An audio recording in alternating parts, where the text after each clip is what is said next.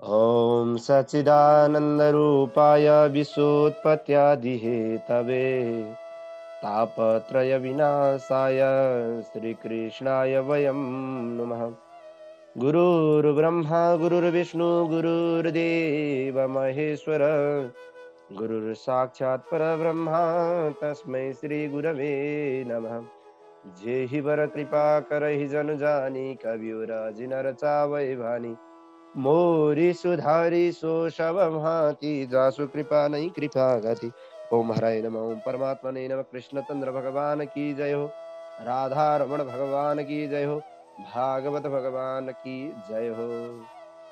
श्रीमद् भागवतको चर्चा परिचर्चा सत्संग गर्दै गर्दै कथा श्रवण गर्दै गर्दै आज पनि हामी अर्को एक नयाँ अध्याय लिएर उपस्थित भइसकेका छौँ।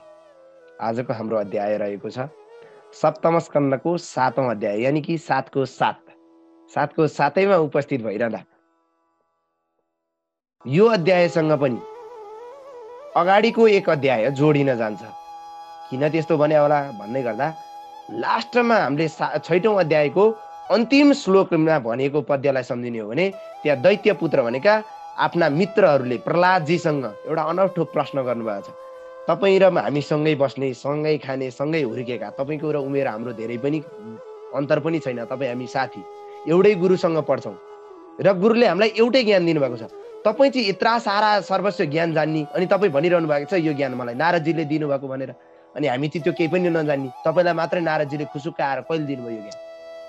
यस्तो आश्चर्यको कुरो के हो भनिसकेपछि त्यसको उत्तरमा नारदजी यहाँ प्रहलादजी भन्ने हुनुहुन्छ भन्ने प्रसङ्ग रहेको यो 7औं अध्यायको छ। जाउँ हामी पनि के भन्नुहुँदो रहेछ प्रहलादजी, के भनेर सम्झाउनु हुँदो रहेछ, कहिले दिनुभएको रहेछ प्रहलादजीले चाहिँ ज्ञान भन्ने कुरा लिनुभएको, नारदजीले के अरे नारदजीले चाहिँ प्रहलादजीलाई ज्ञान कहिले दिनुभएको रहेछ भन्ने कुरा चाहिँ यहाँ सुनाउँदै हुन्छ। यहाँ एउटा कुरा आश्चर्य लाग्दो हो तपाईँहरूलाई लाग्छ कि लाग्दैन? मलाई एउटा कुरा चाहिँ यहाँ अनौठो लाग्छ। नारदजीले आफूले प्रहलादजीलाई ज्ञान दिएको कुरा आज आफैले कसलाई सुनाउँदै हुनुहुन्छ थाहा छ? युधिष्ठिरलाई सुनाउनुहुन्छ। कहाँ? सभाको बिचमा। सोच्नु भएको छ यो कुरा? यत्रो अध्याय आइसक्यो, यो प्रहलादको चरित्र को सुनाइरहनु भएको छ? नारदजी सुनाइरहनु भएको छ। कसलाई? युधिष्ठिरजीलाई सुनाइरहनु भएको छ। यता परीक्षितलाई सुखदेव स्वामी सुनाइरहनु भएको छ। सौनकादि 88,000 ऋषिहरूलाई सुतजी महाराज सुनाइरहनु भएको छ। तपाईँहरूलाई म पनि सुनाइरहेको छु, सुन्दै गर्नु। नारद उवाच एवं दैत्यसुतैः पृष्टो महाभागवतो सुरः उवाच स्मयमानस्तान् स्मरन् मदनुभाषितम्। यसरी दैत्य कुमारहरूले प्रश्न सोधिसकेपछि भगवानका परम भक्त प्रहलादजीले मैले दिएको ज्ञान, यानी कि नारदजीले दिएको ज्ञान भन्नु खोजे, मैले प्रहलादलाई जुन ज्ञान दिएको थियो त्यो कुरा सम्झाउँदै मुसु मुसु हाँस्दै ती बालकहरूलाई भन्न थाले। कसले? प्रहलादजीले। के भने? पितरी प्रस्थितेस्माकं तपसे मन्दराचलम युद्धोद्यमं परम चक्रुर विबुधा दानवान प्रति। अत्यन्त महत्त्वपूर्ण श्लोक। धेरै पहिले जब हाम्रो बुवा मेरा पिताजी हिरण्यकशिपु तपस्या गर्नको लागि मन्दराचलमा पर्वतमा जानुभयो, त्यसपछि इन्द्र आदि देवताहरूले हाम्रो बुवालाई नदेखेर सारा लोकहरूलाई सन्ताप दिने दुष्ट हिरण्यकशिपु कमिलाहरूद्वारा सर्पलाई चाहिँ जसरी खाइन्छ त्यसै गरी आफ्नै पापद्वारा चाहिँ आफै नष्ट भयो भन्दै सारा दानवमाथि आक्रमण गर्न थाले। जब हिरण्यकशिपुलाई उनीहरूले देखेनन् तब दानवहरूमाथि उनीहरूले आक्रमण गर्न थाले, अत्याचार गर्न थाले। कसले? इन्द्रादि देवताहरूले। त्यसपछि देवताहरूको ठुलो बल र आक्रमणको तयारी देखेर दानवहरू खुब डराइरहेका थिए। देवताहरूको आक्रमणबाट आत्तिएका दैत्यहरू पनि पत्नी, पुत्र, दाजु, भाइ, साथी, गुरु कोही नभनिकन घर, पशु, सम्पत्तिको समेत वास्ता नगरी हतारिँदै आफ्नो प्राण बचाउन जताततै यत्र तत्र छरपष्ट भएर भाग्न थाले। यसरी आफ्नो विजय चाहने देवताहरूले विजय चाहिरहेका थिए। देवताहरू हिरण्यकशिपु थिएन, हामी जित्छौँ भन्ने थियो र आक्रमण गरिरहेका थिए। राजभवनमाथि आक्रमण गरे। त्यसै बेला राजभवनमा रहेकी दैत्यराज हिरण्यकशिपुकी पत्नी मेरी आमा जो कयादु हुनुहुन्छ उहाँलाई देख्ने बित्तिकै देवराज इन्द्रले उनलाई समाते र डोर्याएर एकदम लछार पछार पार्दै लिएर हिँड्न थाले। बाटामा जाँदै गर्दा दैव सम्मुखले घुम्दै गर्नुभएको देवर्षि नारदसँग भेट भयो। त्यसपछि डरले थरथर काम्दै गरेकी न्याउली चरी जस्ती मेरी आमालाई इन्द्रले लैजाँदै गरेको अवस्थाबाट, इन्द्रले डोर्याउँदै गरेको अवस्थाबाट देवर्षि नारद मुनिले भन्नुभयो देखेर, त्यो अवस्था देखेर, देवराज, हे देवराज, अर्काकी पत्नीलाई तिमीले लैजानु हुँदैन। तिमी यी पत्नी, यो जो पतिव्रता पत्नी जुन छिन् कैयादु, यिनलाई छोडिदेऊ। यिनले तिम्रो के बिगारेकी छिन्? जो तिम्रो चाहिँ पुरुषार्थ के हुन्छ र यहाँ? यो अर्काको पत्नी हरण गर्नु काम राम्रो होइन, त्यो इन्द्र पदले दिँदैन, त्यो शोभा दिएन भनिसकेपछि इन्द्र उहाँ चाहिँ इन्द्र भन्न थाल्यो, आस्ते स्या जठेरे वीर्य मविषय्यम सुरद्विषः आस्यतां यावत् प्रसवं मोक्षेऽर्थ पदमिं गतः।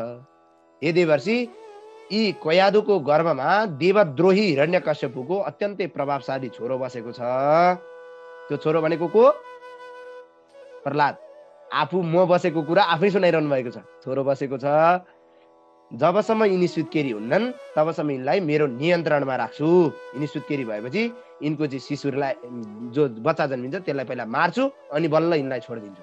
यिनीसँग मेरो अरू कुनै प्रयोजन छैन भनिसकेपछि नारद भएको छ। नारदजी भन्नुहुन्छ, हे इन्द्र, यो गर्भको बालक निष्पाप छ, यसले के गरेछ? तिम्रो के बिगारेछ?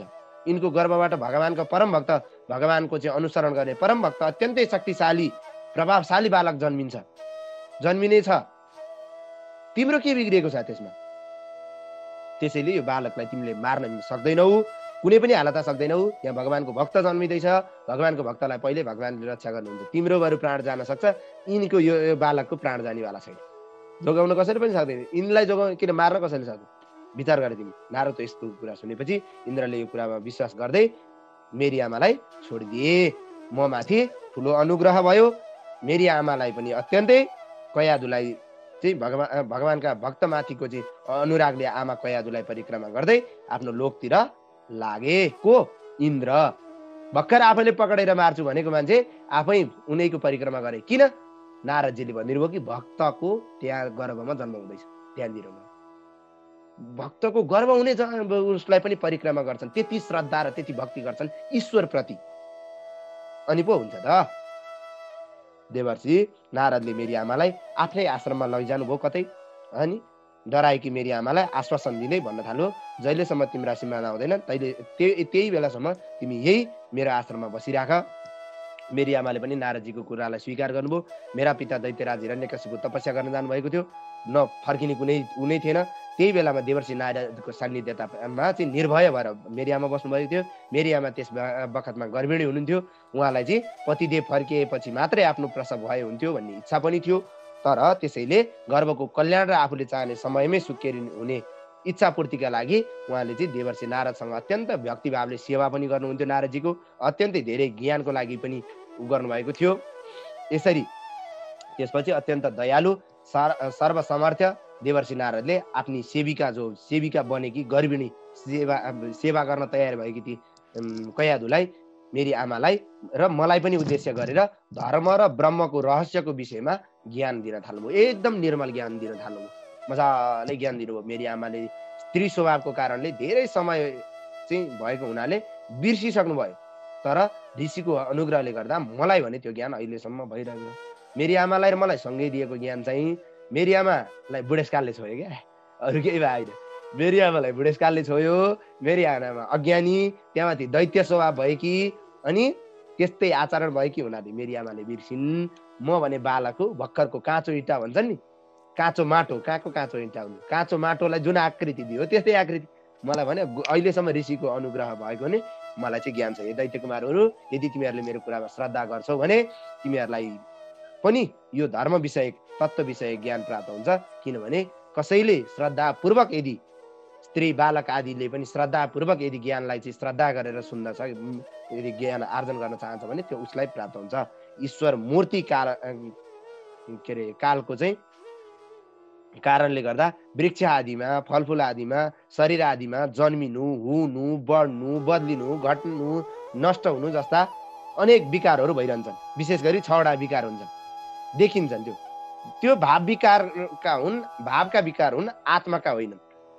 विकारहरू चाहिँ जुन छ त्यो भाव विकारहरू हुन्। आत्माका होइन। त्यसैले यी प्रकारको विकारहरू भनेको भइरहन्छ, त्यो शरीर आदिमा हुन्छ। वृक्ष पनि बढ्ने हुन्छ, घट्ने, काटिने हुन्छ, मासिने हुन्छ, नष्ट हुने हुन्छ, आत्मा पनि हुन्छ। यो चाहिँ 6 विकार भन्छ, शरीरको विकार 6वटा। यी कुराहरू हुन्छन्। आत्मा नित्य छ, अविनाशी छ, अविकारी छ, शुद्ध छ, भेदरहित छ। अनि साक्षी भनेको क्षेत्रज्ञ छ, साक्षी छ, आफै स्वयं प्रकाश छ, सर्वाधार छ, सबैको कारण छ, व्यापक छ, असङ्ग छ, आवरण रहित छ। यी सबै आत्माका लक्षण हुन्। अघिनको चाहिँ शरीरका लक्षण हुन्, मूर्तिका लक्षण हुन् भने यो चाहिँ आत्माको लक्षण हो।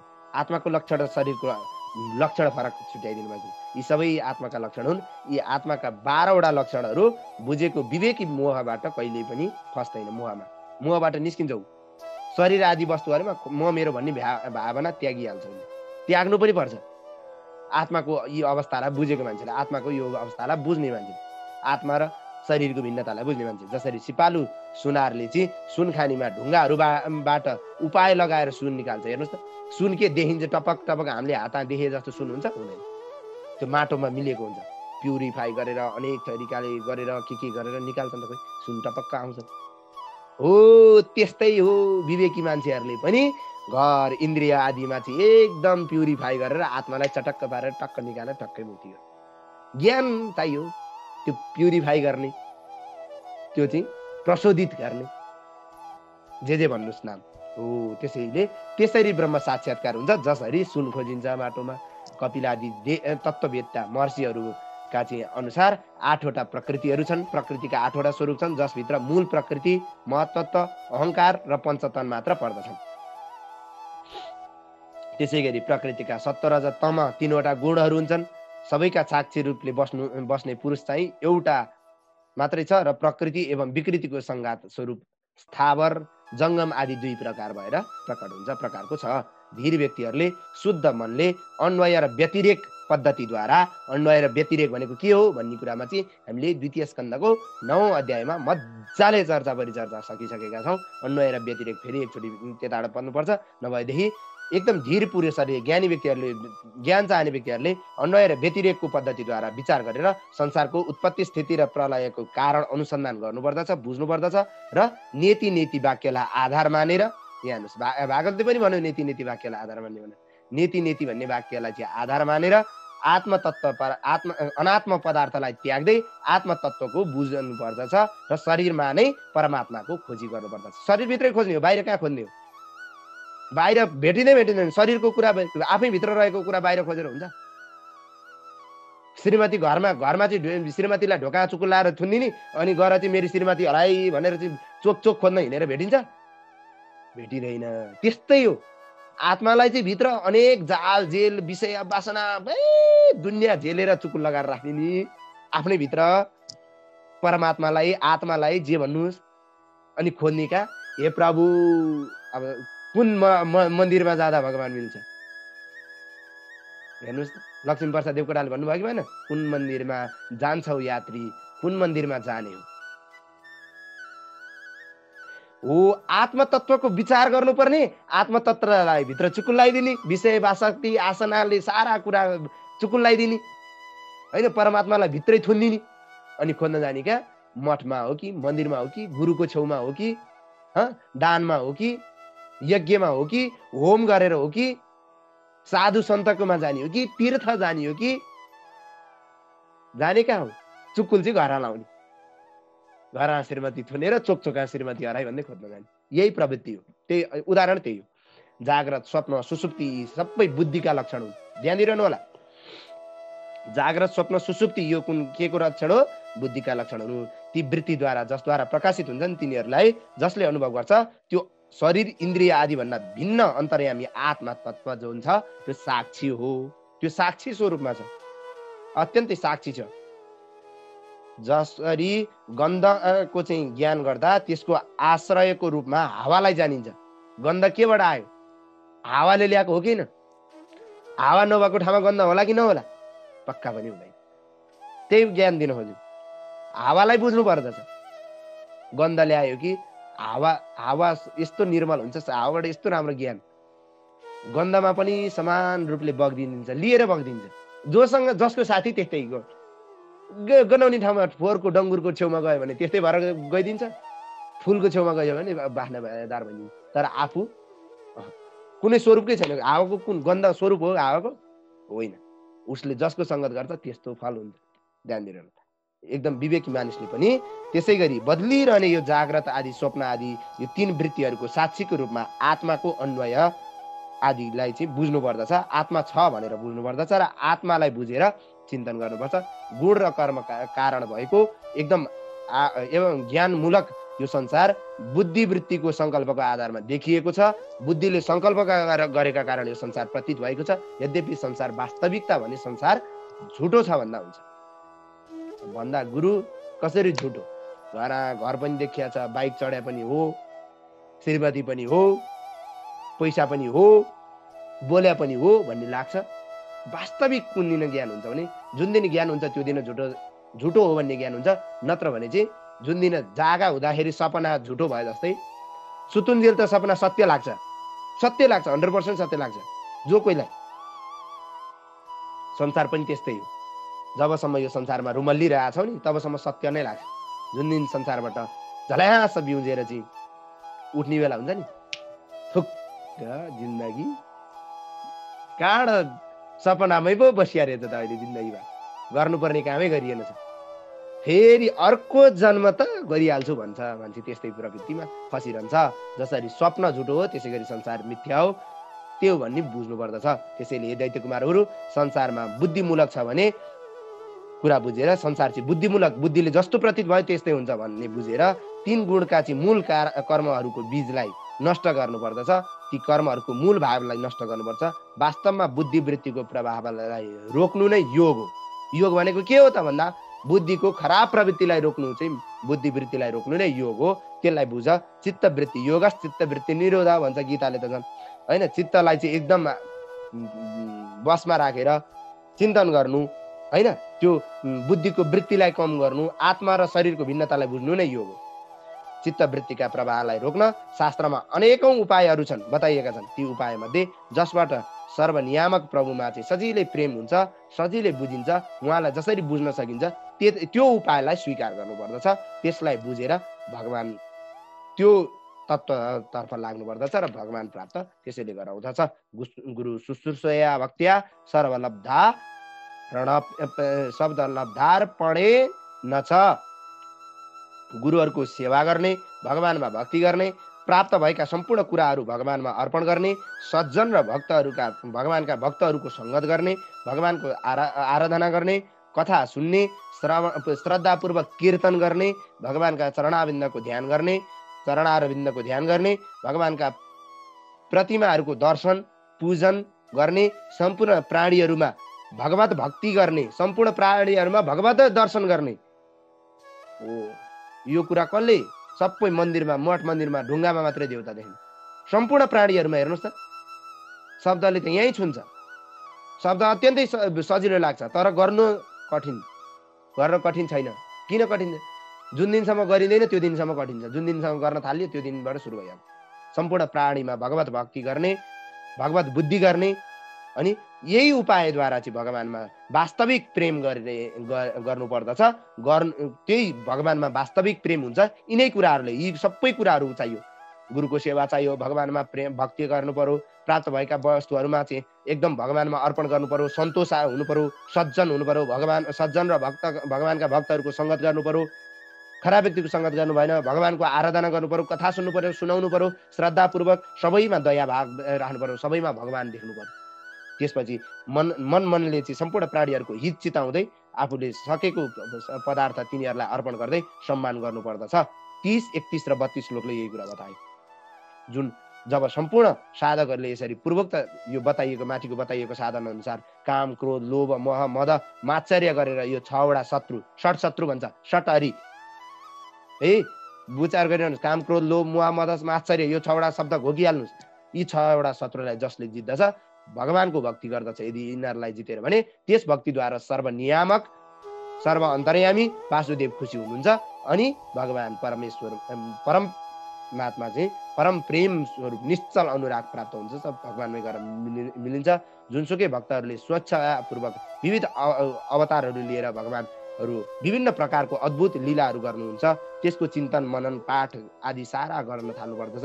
भगवानका भक्तहरू मुक्त कण्ठले भगवानका ती गुणानुवादहरू लीला पवित्र चर्चाहरू एकदम चिच्याउँदै चिच्याउँदै कराउँदै कराउँदै नाच्दै नाच्दै गाउन मन पराउँछ। उनीहरूलाई त्यो आनन्द आउँछ त्यसले। है जिउ दुखोस् केही छैन, गला बसोस् केही छैन, चिच्याइदिन्छन् उनीहरू, आनन्दले भक्ति गरिदिन्छन् होइन। भगवानको चाहिँ भक्त कहिले ग्रह लागेर पागल भएको जस्तो एक्लै हिँड्दिन्छ, कहिले कराइदिन्छ, कहिले साथीसँग सारा बटुलेर चाहिँ गर्छ, कहिले ध्यान गर्छ, कहिले त्यो ध्यान पनि गर्दैन। भगवान भक्तिमा चाहिँ एकदम तल्लीन भइसकेको अवस्थामा, एकदम उत्कृष्ट भइसकेको अवस्थामा कहिले काहीँ पागलको उपमा पनि पाउँछ, पागल जस्तो पनि हुन्छ, कहिले बौला जस्तो पनि हुन्छ, कहिले के भन्छ भने जस्तो पनि लाग्छ।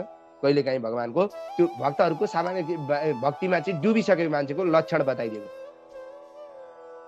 एकदम भगवान सर्वत्र भगवान देख्छ, जसलाई पनि नमस्कार गरिदिन्छ, जसलाई पनि श्रद्धा गरिदिन्छ, भक्ति गरिदिन्छ। त्यो देखेर कुनै बखतमा चाहिँ लामो सास फेर्छ, भगवानमा चित्त लगाउँदै लाज घिन पनि कहिले काहीँ त्यागिदिन्छ, कहिले काहीँ लिइदिन्छ। हे जगतपति, हे नारायण भनेर बेसरी चलाउँछ, गोविन्द भन्दै बोलाउँछ, हरि भन्दै कराउँछ, कराइदिन्छ। अब उसलाई के जान्छ। यस्तो अवस्थामा पुगेपछि मात्र भक्तिको तीव्र आवेगले भक्तका जन्म मृत्यु सारा बन्धनहरू काटिन्छन्। यो संसार चञ्चल चित्त भएका सारा अविद्याहरू सारा नष्ट हुन्छन्, वासनाले रहित बन्छ यो आत्मा। मन भगवानप्रति शरीर त्याग्ने अवस्था आउँछ।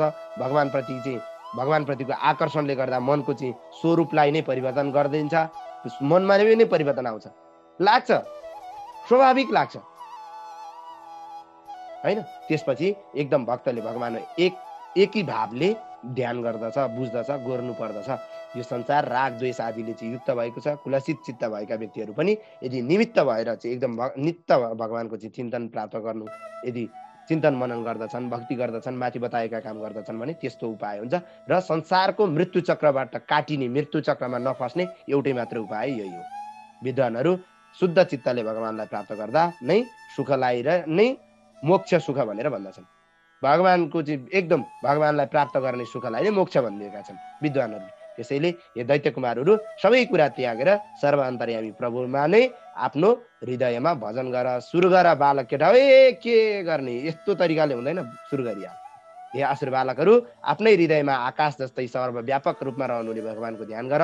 उहाँ त्यस्तो स्वरूपले रहनु भएको छ, समान स्वरूपले रहनु भएको छ, सबैको हित गर्ने स्वरूपमा रहनु भएको छ, सम्पूर्ण प्राणीहरूका चाहिँ साथी हुनुहुन्छ।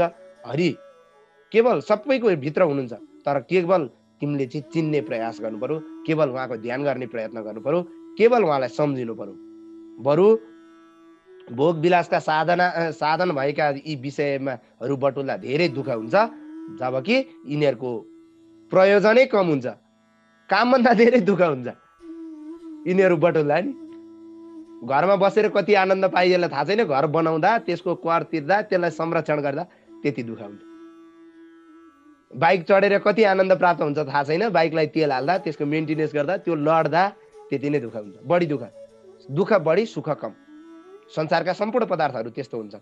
एकदम त्यो निहालेर हेर्नुभयो भने होइन भने त मलाई सुख आइरहेछ भन्ने लाग्ला तपाईँहरूलाई, तर त्यो भ्रम हो, त्यो स्वप्न हो, त्यो मिथ्या हो, प्रपञ्च हो। त्यसै गरी यज्ञ आदि कर्मद्वारा सिद्ध गरिएका स्वर्ग आदि लोक पनि सबै भगवानमै गएर मिल्ने हुन्, अन्तिममा त्यो पनि नाश भन्छन्। तिनीहरू पनि पुण्यको कमी बेसीले गर्दा राम्रो नराम्रो भएका हुन्। पुण्य धेरै भयो भने स्वर्ग पायो, पाप धेरै भयो भने नर्क पायो। आफ्नो पुण्य कमाएको पुण्य छन्जेल स्वर्ग भोग गर्यो, फर्केर त यहीँ आउने हो, सधैँभर कहाँ भइन्छ। एकदम पाप छन्जेल नर्क भोग गर्यो, फर्केर यहीँ आउने। त्यसैले त्यसको पछि पनि नपर, स्वर्ग र मर्त्यको पछि पनि, नरकको पनि पछि नपर। बरु नरकभन्दा स्वर्ग खराब हो मलाई त, मेरो विचारमा त। किन त्यस्तो भने होला? स्वर्गभन्दा नरक खराब भन्छन् दुनियाँ चाहिँ। म चाहिँ नरकभन्दा स्वर्ग खराब। किन थाहा छ? स्वर्गमा भए चाहिँ गएपछि भएको पुण्य पनि स्वाहा गरेर आउने हो। के को राम्रो हुन्छ? कमसेकम नरक गयो भने त पाप सिद्धाएर आउने हो, अब फेरि त पुण्य गर्दा भयो नि त, कमसेकम सचेत भएर त आइन्छ नि त।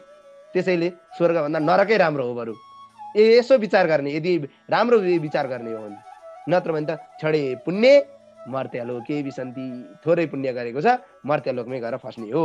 त्यसैले कहिले पनि नफर्किनु पर्ने, यो स्वर्ग मर्तको चक्करमै छोडिदिए हो तिमीहरू, यस्तो काम नगर। के गर? त्यसैले आत्म प्राप्तिको लागि, भगवानलाई प्राप्ति गर्नको लागि भजता भजता भजता भजता भजता भजन गर केटा हो। सुरु गरिहाल एकाग्र भक्तिले भगवानको भजन गर, एकदम एकचित्त भएर भजन गर।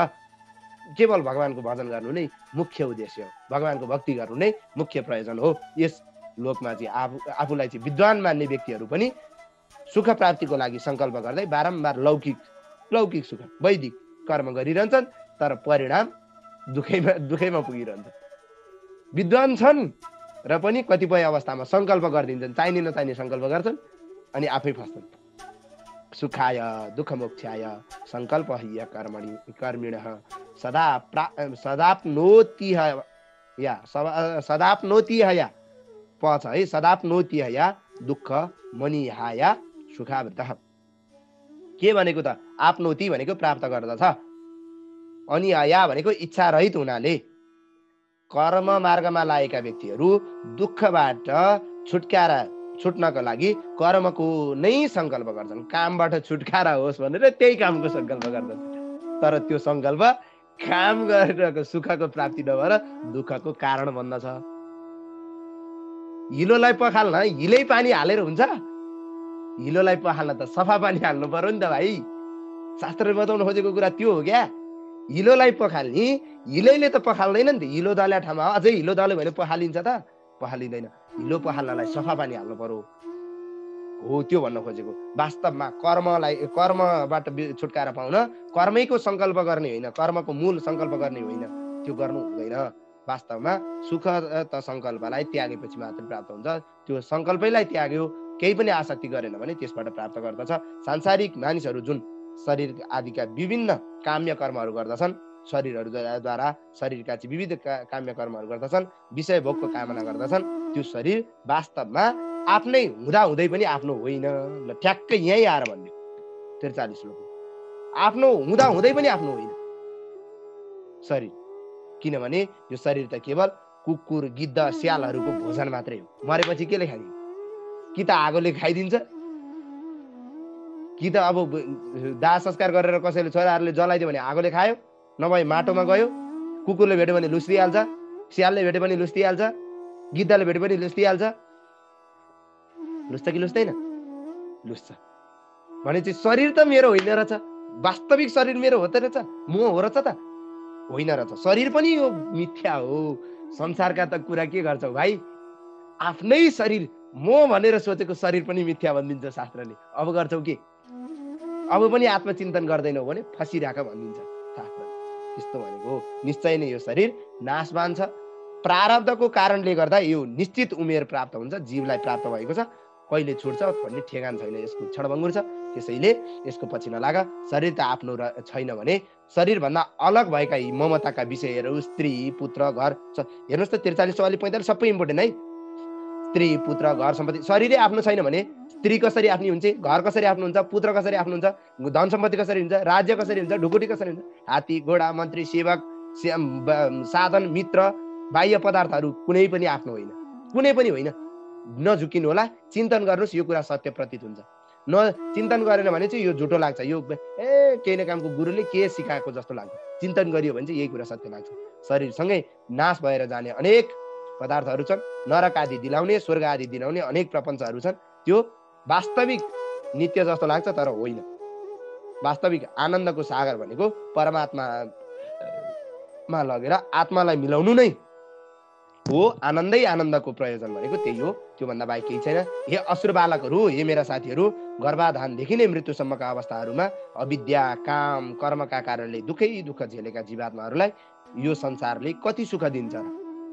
ल विचार गर त तिमीहरू, सोच, एकछिन सोच त तिमीहरूलाई यो संसारका सम्पूर्ण पदार्थहरूले कति सुख दिन्छ होला? कति % होला तिमीहरूको सुख? यसो विचार गर्ने हो भने सुखभन्दा दुःख धेरै छ। त्यो कुरा तिमीहरूले बुझ, अहिलेदेखि बुझ। हे बालकहरू, सानै उमेरदेखि प्रहलादले सचेत बनाउँदै हुन्छ। अज्ञानी जीवहरूको सूक्ष्म शरीरलाई नै आफ्नो मान्दछन्, आत्मा ठान्दछन्, अनि शुभ अशुभ अनेक कर्महरू गर्दछन्। फेरि त्यही शुभ कर्मको आधारमा विभिन्न लोकान्तर हुँदै फेरि शरीर प्राप्त गर्दछ। अहिले शुभ कर्म गर्यो, अर्को लोक प्राप्त हुन्छ, फेरि यही मनुष्य शरीरमा आउने हो कि अर्को शरीरमा जाने हो कि कर्म अनुसारको शरीर प्राप्त गर्दछ। संसार पुनरपि जननम पुनरपि मरणम पुनरपि जननी जठरे शयनम। फेरि पनि जन्म हुनु, फेरि पनि मर्नु, फेरि पनि आमाकै गर्भमा पर्नु, घुमे गर्छ। त्यसैले हे मित्रहरू, सारा इच्छाहरू त्यागेर, इच्छा केही पनि नराख, इच्छाहरू त्याग, इच्छा रहित सर्वनियन्ता परमात्मा भगवानको हरिको भजन गर। सारा पदार्थहरू, विषयहरू, धर्महरू भगवानकै अधीनमा छन्। भगवान खुसी हुनुभयो भने सबै कुरा प्राप्त हुन्छ। तिमीहरूले के कुरा गरेछ? भगवानलाई चाहिँ एकचोटि खुसी बनायो न, सारा सर्वस्व तिमीहरूको हुन्छ, तिमीहरूको चरणमा हुन्छ। तिमीहरूले लात हानेर पठाउँदा पनि जाँदैन पर, भगवानले सब ल्याइदिनुहुन्छ। तर भगवान खुसी बनाउने काम गर। अहिलेदेखि नै लाग। भगवान नै प्रकृति तत्व, महतत्व, पञ्चमहाभूत आदि सारा पनि हुनुहुन्छ। भौतिक प्रपञ्च पनि भगवान नै हुनुहुन्छ। प्राणीहरूको सृष्टि पनि भगवानले गर्नुभएको हो। आत्मस्वरूप रहनुहुने नि उहाँ नै हुनुहुन्छ। समान स्वरूपले हेर्नुहुने नि उहाँले नै हुनुहुन्छ। वास्तविक स्वरूप पनि उहाँ नै हुनुहुन्छ। सबैभित्र रहनु भएको जीव स्वरूप पनि उहाँ नै हो। त्यसैले देवता, दानव, मनुष्य, यक्ष, गन्धर्व किन नै नहोस्, कुनै जुनसुकै किन नहोस्, त्यो सबै यदि भगवानको भजन गर्दछ भने त्यसको कल्याण हुन्छ, गर्दैन भने खस्छ। जसरी म असुर भएर पनि भगवानको भजन गर्दा भाग्यमानी छु, कल्याणको पात्र भएको छु, कल्याणको पात्र बनेको छु। हेर, म असुर छु, तिमीहरू विचार गर, मैमाथि विचार गर, हेर, मैमाथि प्रयोग गर, मलाई ल्याब बनाऊ, विचार गरेर त म जति भाग्यमानीको छ, म असुर छु र पनि प्राप्त भइरहेको छ। त्यसैले हे दैत्य कुमारहरू, भगवान हरिलाई प्रसन्न पार्नका लागि ब्राह्मण नै भएर जन्मिनु पर्छ भन्ने कुरा भ्रम पनि त्यागिदेऊ। महत्त्वपूर्ण श्लोक हेर्नुहोस्, नालम द्विजत्वम, देवता नै हुनुपर्छ भन्ने पनि त्याग्देऊ। त्यो देवता हुनु पर्दैन, ब्राह्मणै पनि हुनु पर्दैन, ऋषि पनि हुनुपर्ने छैन, केही यो केही पनि छैन क्याटेगोरी नै भगवानको भक्ति गर्नलाई, भगवानलाई प्रसन्न पार्नको लागि कहीँ पनि आएको छैन। तर यहाँ सबैले गलत, दिमागमा चाहिँ गलत, बाहुनकै छोरो हुनुपर्ने, भगवानको भक्ति गर्नलाई ऊ नै हुनुपर्ने। कस्तो चाहिँ समाजमा यो जरो गाडेर बसेको छ, त्यसलाई हामीले अब चिर्नुपर्छ। यी हामीसँग प्रमाण यथेष्ट छन्। सबैको हृदयमा भक्ति हामीले जगाउनुपर्छ।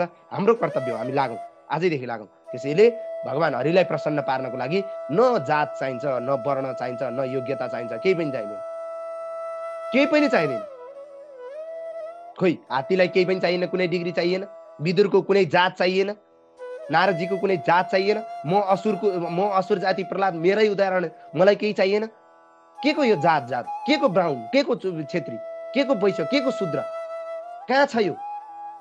सबै भ्रम हो। भक्ति गर्नलाई केहीले पनि छोक्दैन, भगवानलाई खुसी पार्नलाई केहीले पनि छोक्दैन। यो भ्रममा पर्दैन पर बाबु हो। ऋषि पनि हुनु पर्दैन, देवता पनि हुनु पर्दैन, छोड्देऊ। देवता पनि तुच्छ हो। यदि भगवान प्रसन्न पार्ने इच्छा छ भने त्यो भक्ति चाहिँ गर्नु पर्यो। तिमीले त्यो हरिलाई प्रसन्न पार्नको लागि आत्मा र अनात्माको वस्तु चिन्नु पर्यो, त्यो सेवा गर्नु पर्यो, त्यो भक्ति गर्नु पर्यो। के गर्नु पर्यो? श्रवणम कीर्तनम विष्णु स्मरणम पाद सेवनम अर्चनम वन्दनम दास्य सख्या आत्मनिवेदनम गर्नुस्, प्राप्त अवश्य हुन्छ, 100% हुन्छ, मलाई हेर भनेर उदाहरण दिँदै हुनुहुन्छ प्रहलाद। यसरी हरिलाई प्रसन्नको लागि चरित्र ज्ञान, शास्त्र ज्ञान, ध्यान, तपस्या, यज्ञादि, पवित्रता, व्रत आदि केही आवश्यकता छैन। केही पनि भ्रममा नपर तिमीहरू। उहाँलाई प्रसन्न पार्नको लागि त केवल कामना रहित भक्ति भयो भने पुग्छ। अहैतुकी प्रेम भक्ति चाहिँ चाहियो। त्यो पनि कस्तो चाहियो? कामना रहित चाहियो। कामना हुनु भएन, वासना हुनु भएन। त्यसैले त्योभन्दा अरू कुरा केही पनि चाहिँदैन। त्यो सबै साजसज्जा त्यो देखाउनको लागि मात्रै हो, देखाउनको लागि मात्रै। वास्तविक स्वरूप त्यो हो, वास्तविक भित्रको चुरो कुरो के चुरो भनेको यो हो। बाँकीको त अब झिलमिल, अब कसैलाई के मनपर्छ, कसैलाई के मनपर्छ, कसैलाई केमा आवरण हुन्छ। वास्तविक घर त घरै हो, जस्ताले बेरे पनि घरै हो, गाह्रो लाएर बेरे पनि घरै हो, 50 करोडको भयो भने घरै हो, 5 लाखको भयो भने घरै हो। घर त घरै हो, नाम त सबैको घर हो, कस्तो घर भन्ने मात्रै फरक हो। त्यसै ततो हरौ भगवती भक्तिम कुरु त दानवः। त्यसैले हे मित्रहरू, तिमीहरू आफैलाई प्रेम गरे जस्तो गरेर, आफैलाई प्रेम गरेर आत्मालाई चिन। सबै प्राणीहरू आफूलाई जसरी प्रेम गर्छौ त्यसै गरी अरूलाई गर। यहाँ हेर्नुहोस्, आत्मनः सर्वभूतेषु, आफू जस्तो अरूलाई व्यवहार गर। आफूलाई जुन कुरा मन पर्दैन त्यो कुरा अरूलाई गर्दै नगर। कुरो बुझ्नु हो नि? आफूलाई मन नपर्ने कुरा अरूलाई नगर, आफूलाई मनपर्ने कुरा अरूलाई गर।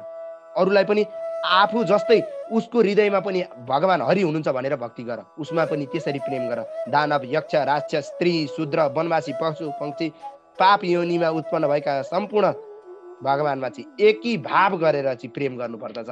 त्यसैले प्राप्त हुन्छ, अरू केहीले प्राप्त हुँदैन। बुझ, तिमीहरूले यही कुरा बुझ्नुपर्छ।